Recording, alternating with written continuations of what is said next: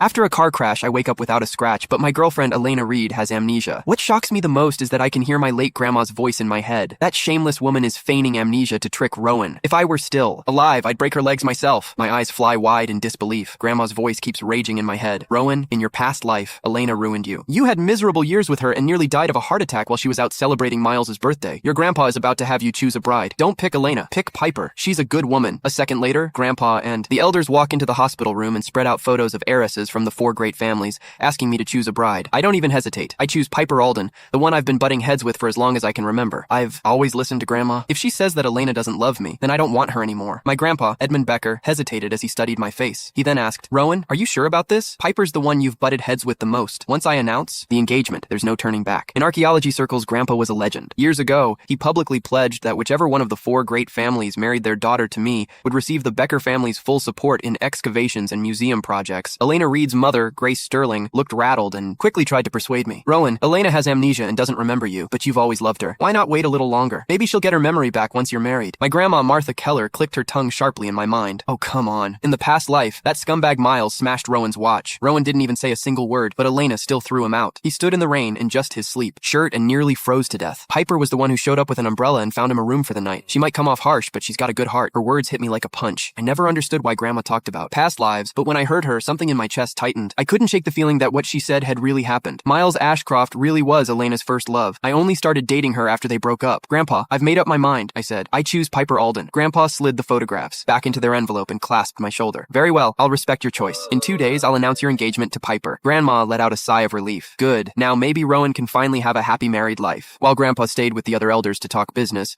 I changed out of the hospital gown and went to get some air. But when I stepped out of the hospital room, 3 elegant, polished women were waiting at the door. They were all my childhood. Sweethearts. All once considered candidates for my future bride. Elena was there, but Piper wasn't. Sabrina Collins flashed a bright smile and took a step closer. Rowan, I heard that Edmund is choosing your fiancé from the 4 of us. So, who is it? She asked curiously. Ren Porter laughed. Do you even need to ask? Everyone knows that Rowan has been crazy about Elena forever. He treats her like she's made of glass. Elena gave me an indifferent glance. I don't remember anything from the last 3 years. The only thing I remember is that Miles is my boyfriend. I know that somewhere in those missing years, you and I were together. I don't love you now, but if my dad insists on the engagement, I'll go through with it. Grandma snorted. In the past life, she faked memory loss so she could fool around with Miles while keeping Rowan at her side so she could access the Becker family's money. In the end, she drove Rowan into depression and even to his death. What a terrible woman. She should stay away from him. I looked at Elena's cold, distant face. If Grandma hadn't spoken up, I might have believed her. I had loved Elena. I really had. And for a time, I was foolish enough to believe that she loved me too. It was just like 3 years ago when Elena set off fireworks across the entire city for me. She looked at me with devotion and said, "You can find the full story in my bio. It's free."